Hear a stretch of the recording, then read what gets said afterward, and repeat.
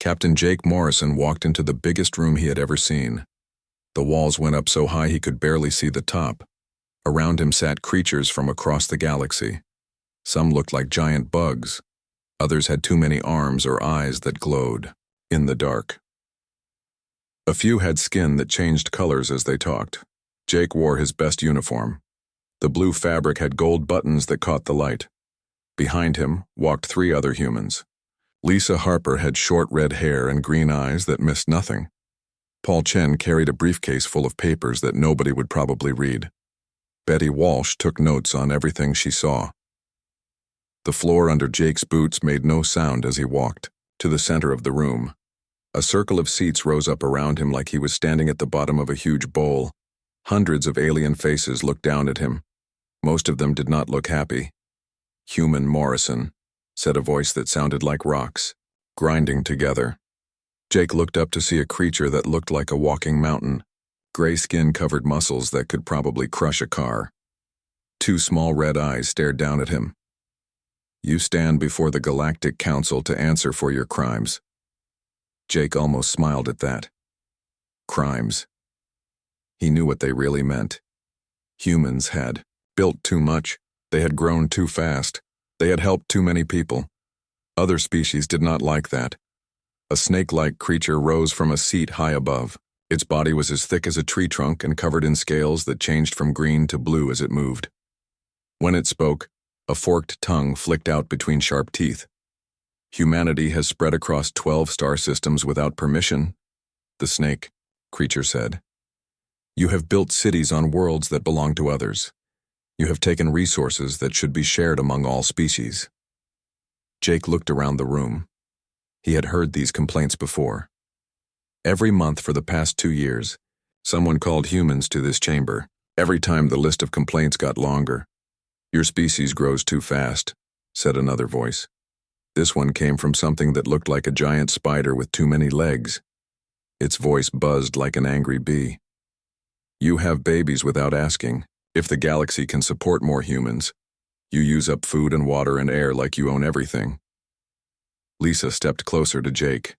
She whispered something in his ear, but he already knew what she was thinking. These creatures were scared. For thousands of years they had divided up the galaxy among themselves. Each species had its place. Each group knew exactly how much they could have and how far they could grow. Then humans showed up. In 50 years, humans had gone from one small planet to colonies on dozens of worlds. They built farms that grew more food than anyone thought possible. They dug mines that found metals in places others had looked for centuries. They built hospitals that could fix diseases that had killed aliens for thousands of years. Worst of all, humans shared everything. When the Corvin got sick, humans sent medicine. When the Zalari had crop failures, humans sent food. When small species got attacked by bigger ones, humans sent ships to help. "The time for warnings has passed," said the snake creature. Its name was Vexthar, though Jake thought it sounded like someone choking. "The Council has made its decision. Humanity will return to your home system. All colonies beyond Sol are now property of this council. Your ships will be taken apart. Your weapons will be destroyed." The room filled with sounds Jake had never heard before. Clicking and buzzing and roaring that meant different things to different species. But Jake understood them all. They were celebrating. "You will leave your farms," Vexthar continued. "You will leave your mines. You will leave your hospitals and schools and everything else you have built. Other species will take over these places. Species that understand the proper order of things." Jake stood quiet for a long moment. Around him, the alien creatures kept making their happy sounds. They thought they had won. They thought they had put the dangerous humans back in their cage.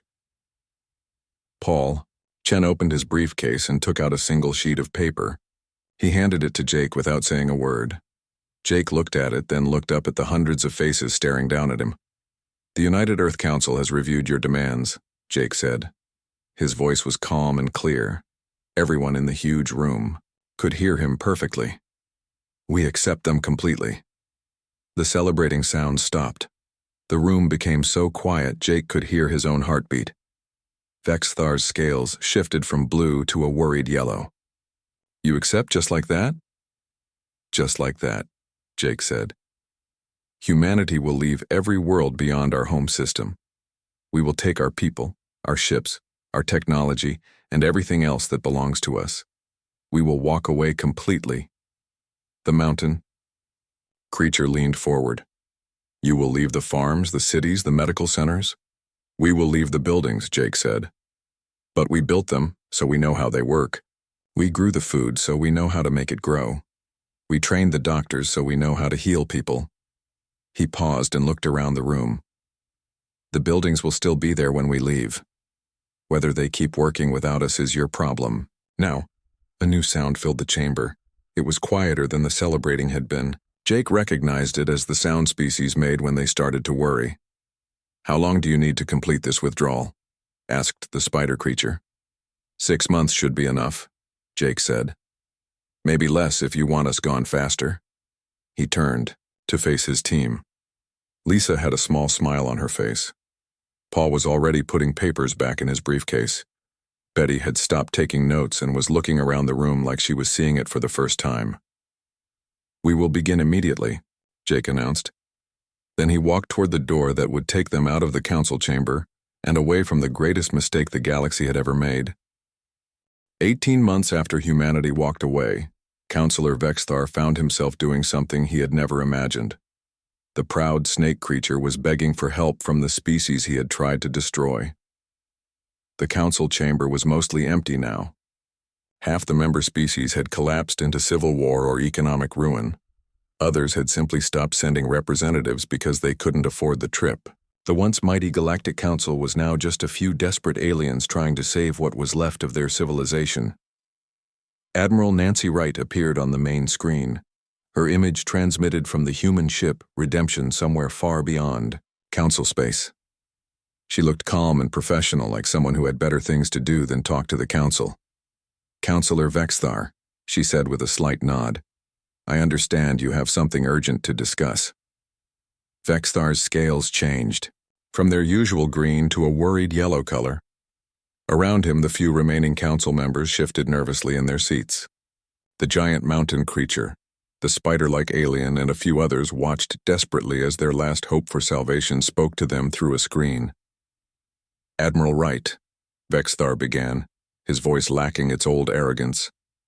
The Council wishes to offer humanity full membership with complete voting rights, unrestricted colonization privileges, a formal apology for our previous mistakes. You mean the mistake where you declared humanity a threat to galactic peace and ordered us to leave? Forever? Nancy asked. Her voice stayed polite, but there was steel underneath the words. There have been unexpected problems since your departure, Vexthar admitted. That was like calling a house fire a small heating issue. The galaxy was burning down, around them. The Corvin Collective had split into 23 warring factions. The Zalari Empire was begging other species for food while their people starved. The Rigelian plague had killed over 10 million aliens because nobody knew how to make the cure that human doctors had developed. The Council is prepared to give humanity anything you want, continued the mountain creature, speaking for the first time. Territory, resources, technology sharing agreements. Name your price for returning to Council space. Nancy was quiet for a moment. When she spoke again, her words carried the weight of humanity's final decision. Counselor, you don't understand what happened here. You didn't just ask us to leave your council. You asked us to leave your entire way of thinking about civilization.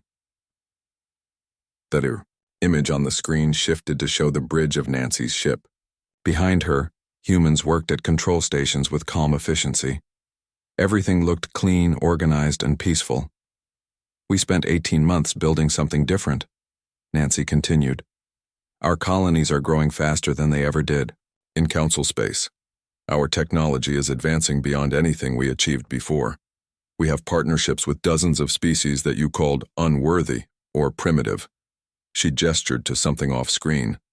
The Kethalari insect people, who you dismissed as mindless bugs, have taught us engineering techniques that revolutionized our ships. The Yutani traders, who you banned for being too aggressive, have become our most trusted business partners. The crystal beings from the Outer Rim, who you said were incompatible with real life, have shared energy technologies that power our entire fleet. Vexthar's scales shifted to a pale, frightened color. Admiral, surely we can reach some agreement. The galaxy is falling apart without human participation. Your galaxy is falling apart, Nancy corrected. Our galaxy is doing fine. The truth hit the council members like a physical blow. Humanity hadn't just left council space. They had created an entirely new civilization that worked better than the old one. But think of all the people dying, pleaded the spider creature. The Rigelian plague alone has killed millions. You have the cure. We offered to share that cure freely with everyone, Nancy replied.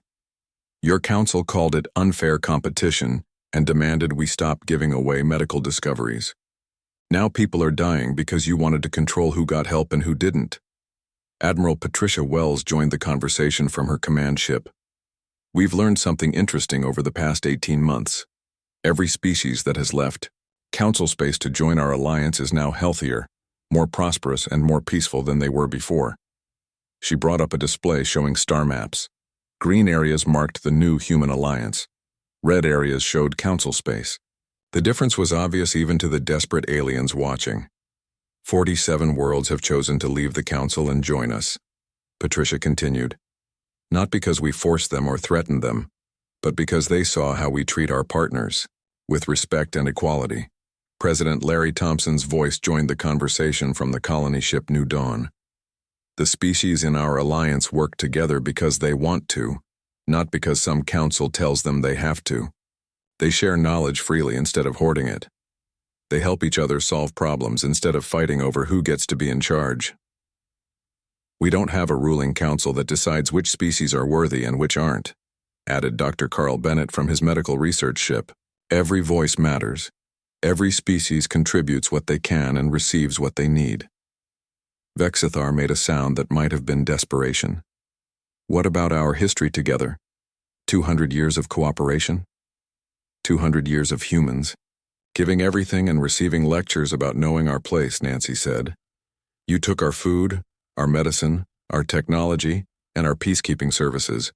In return, you told us we were growing too fast and becoming too influential. We were wrong, Vexthar admitted.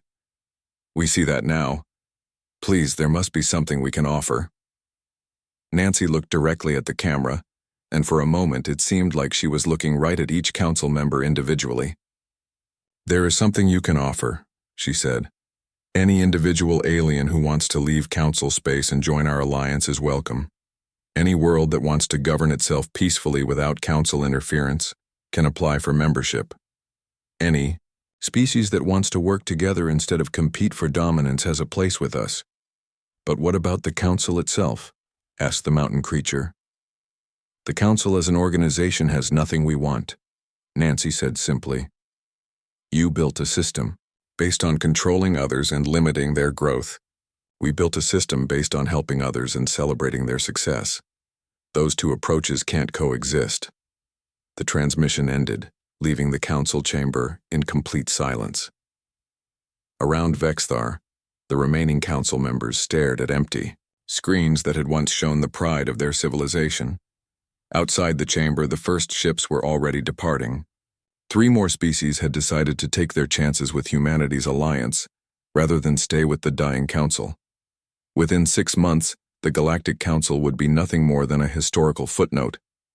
Some species would collapse completely, others would struggle on alone.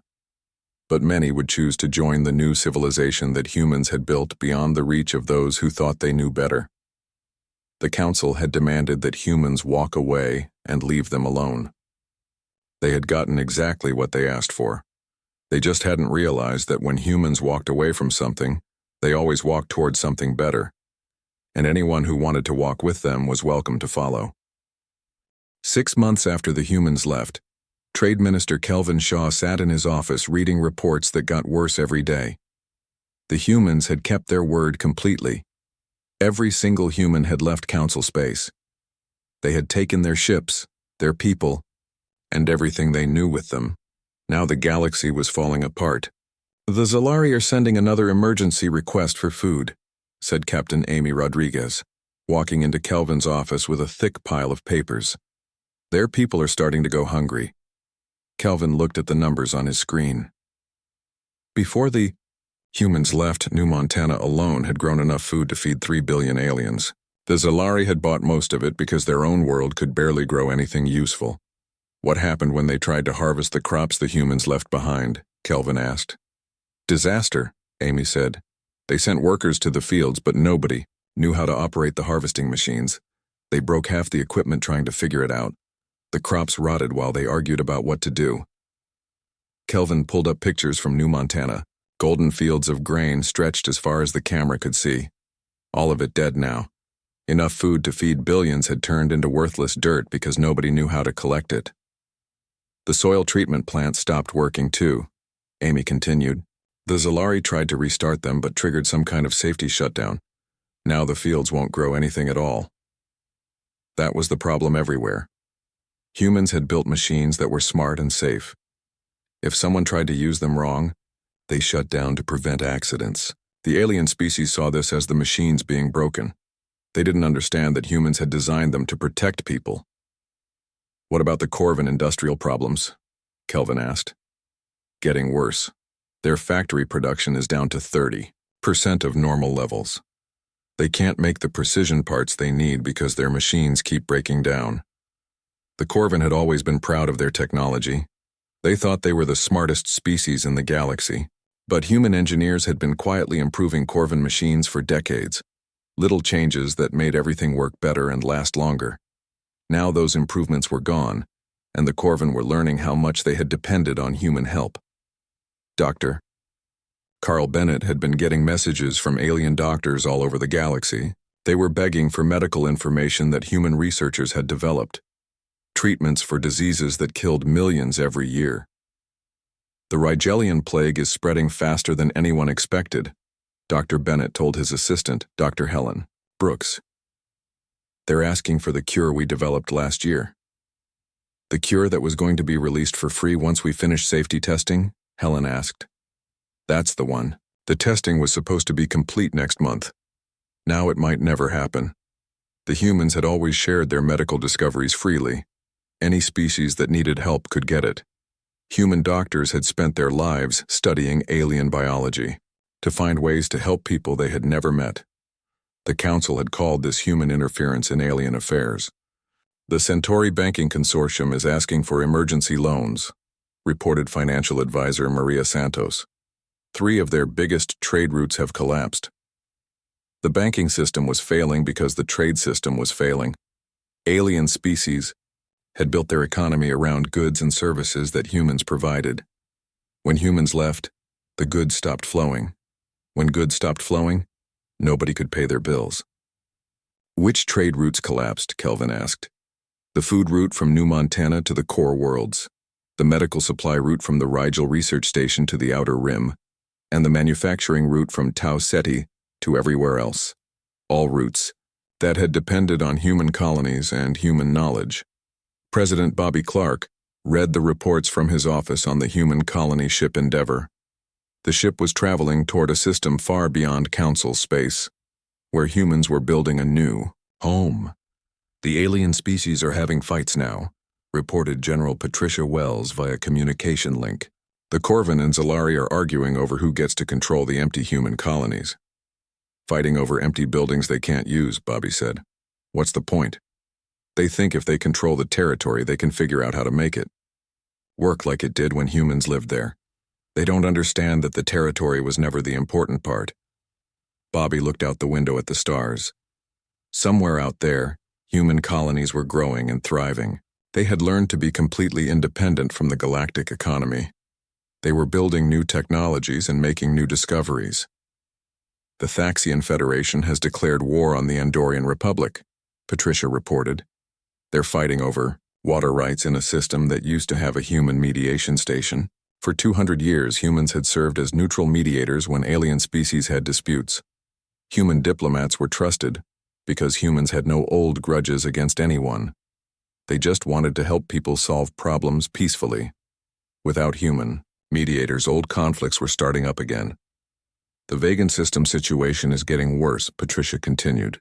All 3 species that live there are now fighting each other. It's becoming a full war. How many people are dying? Bobby asked. Thousands so far. Maybe tens of thousands soon. Bobby closed his eyes. The humans could have prevented all of this. One human diplomatic station with a dozen trained mediators could have kept the peace in the Vegan system. Instead, 3 species were killing each other over resources they were too busy fighting to use properly. "Sir," came another voice over the communication system. It was Admiral Nancy Wright calling from the exploration ship Discovery. "We're getting messages from individual alien worlds asking if they can join our new alliance." "Which worlds?" Bobby asked. "Mostly smaller colonies that the Council ignored, places that were never important enough to get full membership. They remember how humans treated everyone equally. That was interesting. The big, powerful species on the Council were struggling, without human help. But smaller species that humans had helped directly were doing better. They had learned from humans and kept that knowledge when the humans left. There are 17 worlds so far asking to leave Council space and join us," Nancy continued. "They're willing to relocate their entire populations if necessary." Bobby thought about that. 17 worlds full of people who wanted to be part of human civilization instead of alien civilization. People who had seen how humans did things and decided it was better. "What should we tell them?" Nancy asked. Bobby looked at the reports on his desk. Stories of economic collapse, medical crises, food shortages, and wars. All because the Council had decided humans were too dangerous to be allowed to help. "Tell them they're welcome," Bobby said. "Anyone who wants to build something better is welcome to join us." Outside his window, the stars seemed brighter than they had been in Council space.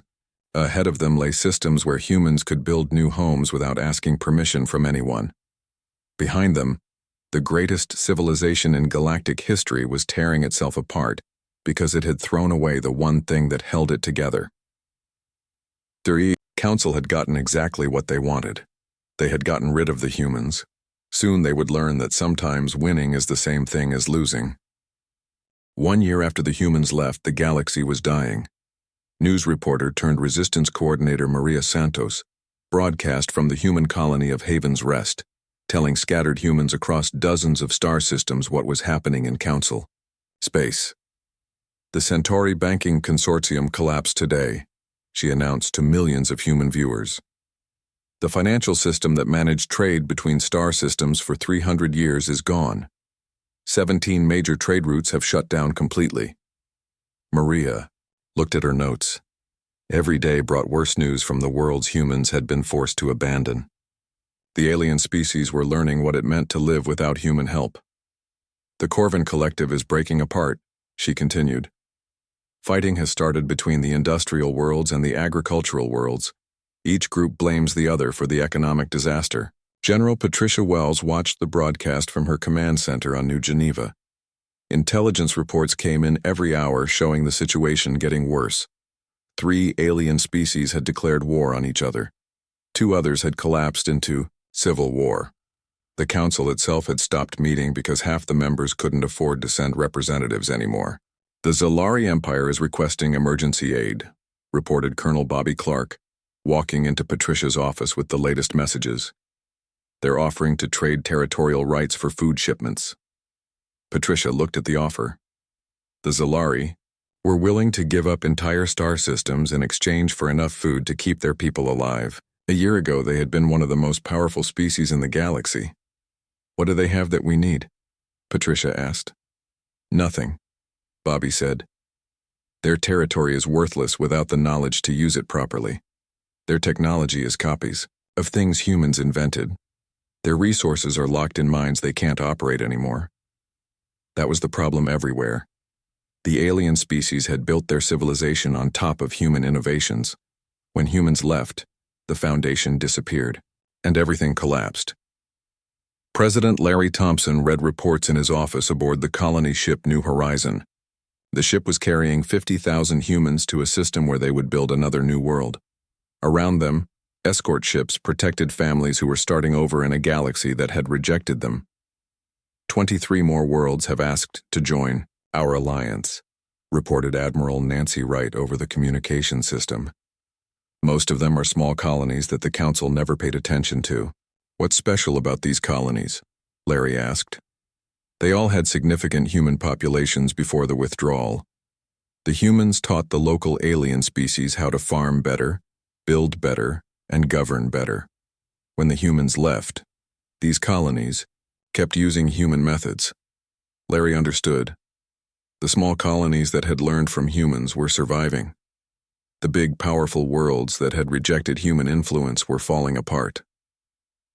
The most interesting request came from the Kethlari insect. People, Nancy continued. The Council always said they were too primitive to join galactic civilization. But they've been working with human engineers for 20 years. Their technology is now more advanced than the Corvins. That made Larry smile. The Kethlari looked like giant bugs, so the Council had assumed they were stupid. Humans had looked past appearances and found brilliant engineers who thought in ways that made human technology even better. There's more, Nancy said. The Yutani traders want to make us their exclusive partners. The Council banned them from most star systems for being too aggressive in business. But they're the most honest traders we've ever worked with. Dr. Carl Bennett monitored the medical crisis from his research ship. The reports were horrible.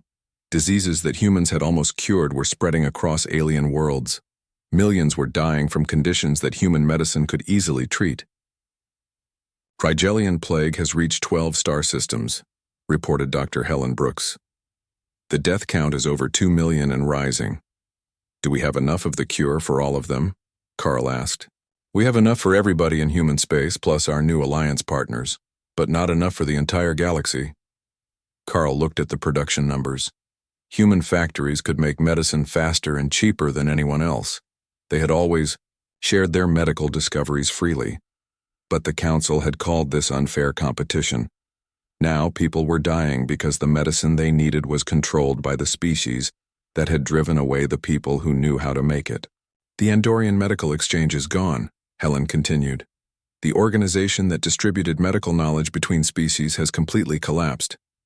Each species is trying to solve medical problems by themselves. How's that working out? Carl asked. It isn't. Most species only understand their own biology. Human doctors were the only ones who studied everyone's medical needs. Back on New Geneva, General Patricia Wells received a priority message that made her stop everything she was doing.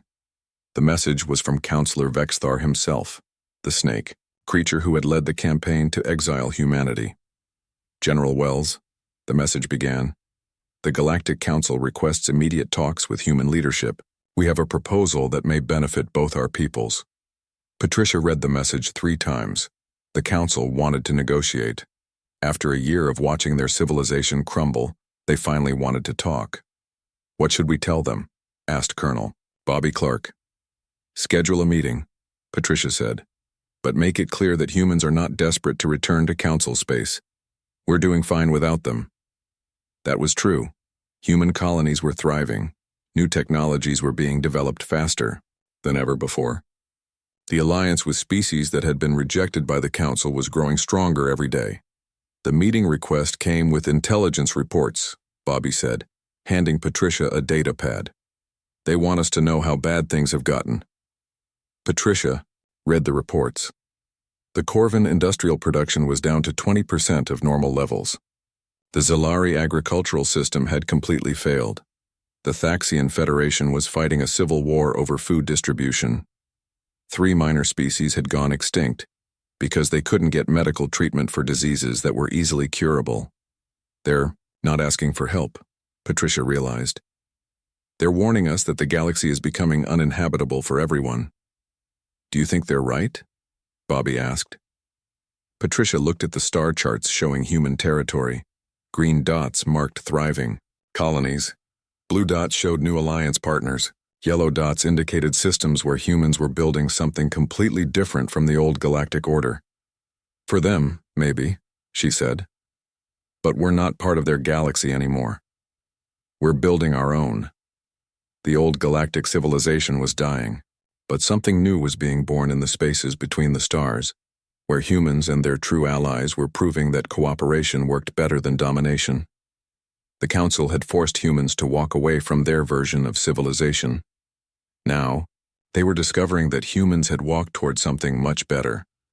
Soon they would have to decide whether they wanted to be part of the solution or remain part of the problem that was killing their galaxy. 3 months had passed since the council meeting. Admiral Kate Sullivan stood on the bridge of her ship, watching the last transport leave New Montana. The huge cargo vessel moved slowly away from the planet, heavy with everything humans had, built over 15 years. "How many people did we get off the planet?" Kate asked her officer, Commander Ryan Torres. "All 40,000 colonists are safe," Ryan said, looking at his screen. "Plus all the equipment we could carry. The farming machines, the processing plants, even the soil treatment systems." Kate nodded. New Montana had been humanity's biggest food-producing world. The colonists had turned empty dirt into rich farmland that could grow enough food to feed billions. They had shared that food with 17 different alien species. Now those species would have to find food somewhere else. "What about the crops? Still in the fields?" Kate asked. 2 billion tons of grain ready for harvest," Ryan said. "Another billion tons of vegetables. The fruit trees are full. All of it will rot before anyone figures out how to harvest it properly." Through the window, Kate could see the golden fields stretching to the horizon. Wheat and corn and dozens of other crops humans had brought from Earth. The alien species had wanted the land. They could have it. But they had never bothered to learn how human farming worked. On the planet's surface, Mayor Dan Foster took one last walk through the town he had built. Empty houses lined clean streets. The school where human children had learned was dark. The hospital where Dr. Helen Brooks had saved lives from a dozen different species stood silent. "Sir," called a voice behind him. It was Tom Miller, the colony's head of security. "The Thaxian ships are asking when we'll transfer the agricultural databases." Dan stopped walking. "Transfer what?" "They want all our farming data. Soil composition charts, weather control programs, crop rotation schedules. Everything we learned about growing food on this world." Dan looked back at the empty town, then at the fields full of food nobody knew how to harvest. "Tell them the council ordered us to leave. They didn't say anything about leaving our knowledge behind." The same scene played out on dozens of worlds. On Kepler Station, Chief Engineer Bobby Walsh supervised the removal of mining equipment that had taken years to build. The machines could dig deeper and find metals that other species had missed. Without them, the alien species would get maybe 10% of what the mines usually produced. "The Corvin are demanding we leave the mining data," reported his assistant, Jenny Adams. "The data stays with us," Bobby said. "They wanted the mines, they can figure out how to run them." In the Tau Ceti system, the massive shipyards that built vessels for half the galaxy went dark. Director Carl Bennett watched as the last human technician powered down the construction platforms. These yards had built ships for species that couldn't build them for themselves. They had designed new engines, better shields, stronger hulls. "The quality control systems are asking for shutdown codes," said his foreman, Larry Thompson. "Let them figure it out," Carl said. "We designed those systems to prevent accidents. If the alien species want to build ships without safety checks, that's their choice." Dr. Amy Rodriguez packed the last of her medical research on the space station orbiting Rigel.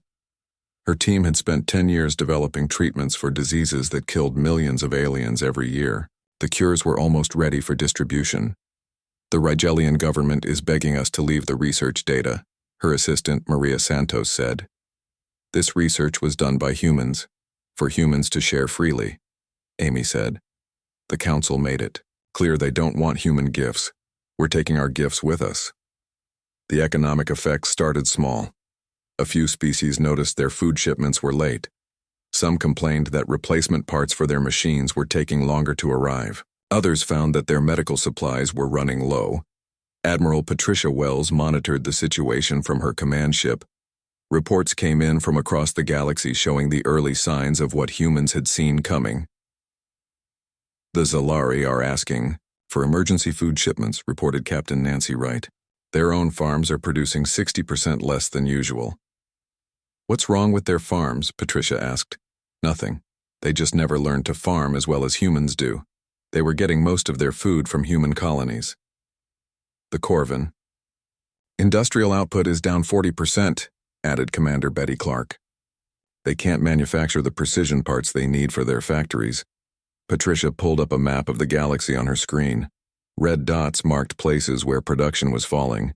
Yellow dots showed supply shortages. Green dots marked the few places where everything was still working normally. Most of the green dots were in areas humans had never colonized. The Andorian Medical Exchange is asking for help, reported Dr. Helen Cooper. 3 of the diseases they treat regularly are spreading faster than they can handle. Which diseases? Patricia asked. All diseases that human researchers found cures for in the last 5 years. The cures that were supposed to be shared with everyone once testing was complete. Patricia understood the pattern. For decades, humans had been the glue holding galactic civilization together. They grew food for species that couldn't feed themselves. They built machines for species that lacked the skill. They found cures for diseases that others couldn't solve. They even served as neutral negotiators when different species had disputes. The Council had seen this as humans taking over. They thought humans were becoming too powerful, too influential. They wanted to put humans back in their place. Now they were learning what human influence had actually meant. The Vegan system is reporting conflicts between the 3 species that share it, reported Lieutenant Paul Johnson. They're fighting over mining rights. Who was mediating their disputes before? Patricia asked, though she already knew the answer. The human diplomatic station that orbited their system. It was evacuated last week. Patricia watched the reports pile up. Every day brought news of new shortages, new conflicts, new problems. The galaxy was slowly falling apart as humans removed themselves from it. The irony was not lost on her. The Council had accused humans of being a threat to galactic stability. Now their absence was proving to be the real threat. On the bridge of the transport ship carrying the last humans from New Montana, Captain Jake Morrison received a message from Admiral Kate Sullivan. All colonies have been evacuated successfully, the message said. No human civilian remains in Council space. We are now officially withdrawn from galactic civilization, as requested. Jake looked out at the stars ahead of them. Somewhere out there were human colonies the Council had never heard of. Worlds beyond Council space where humans had built new homes. Alliance partners who had chosen to work with humans instead of against them. The Council had wanted humans to go away. They had gotten exactly what they asked for. Soon they would learn that sometimes getting what you want is the worst thing that can happen to you.